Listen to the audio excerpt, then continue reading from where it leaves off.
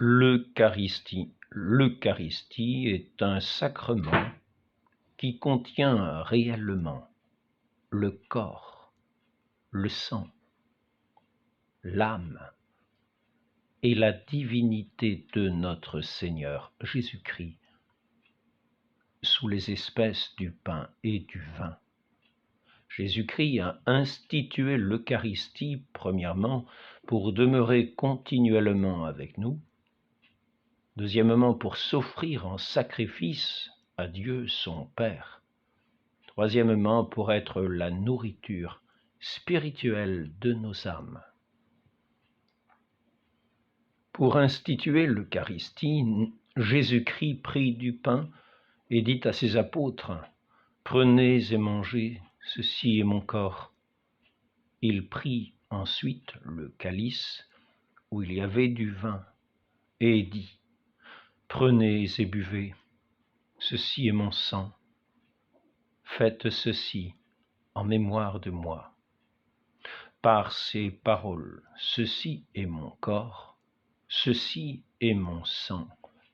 Jésus-Christ changea par sa toute-puissance le pain en son corps et le vin en son sang.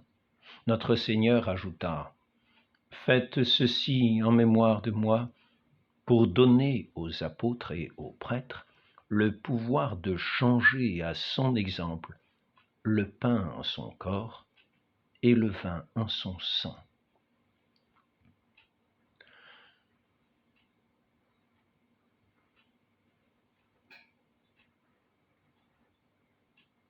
Les dispositions du corps pour bien communier sont d'être à jeun, c'est-à-dire de n'avoir ni bu ni mangé depuis minuit, et d'avoir un extérieur modeste et recueilli.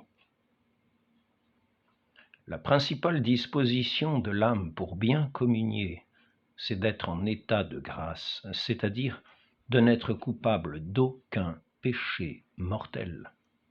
Ceux qui se rendent coupables de quelque péché mortel avant de communier doivent se confesser et recevoir l'absolution. Après avoir communié, il faut adorer Jésus-Christ présent en nous, le remercier, s'offrir à lui et lui demander les grâces dont on a besoin. Cet exercice s'appelle action de grâce. Il est important de faire l'action de grâce après la communion, parce qu'il serait bien inconvénient de nous occuper d'affaires étrangères sans rendre nos devoirs à Jésus-Christ présent en nous. C'est le moment le plus favorable pour nous entretenir avec notre Seigneur et obtenir ses grâces. La messe est un sacrifice où l'on offre à Dieu le corps et le sang de notre Seigneur Jésus-Christ sous les espèces du pain et du vin. Jésus-Christ a institué le sacrifice de la messe pour représenter et continuer parmi nous le sacrifice qu'il a offert sur la croix. Entre le sacrifice de la messe et celui de la croix, il y a cette différence que sur la croix, Jésus-Christ s'est offert lui-même en répandant son sang, au lieu qu'à la messe, il s'offre par le ministère du prêtre sans répandre son sang.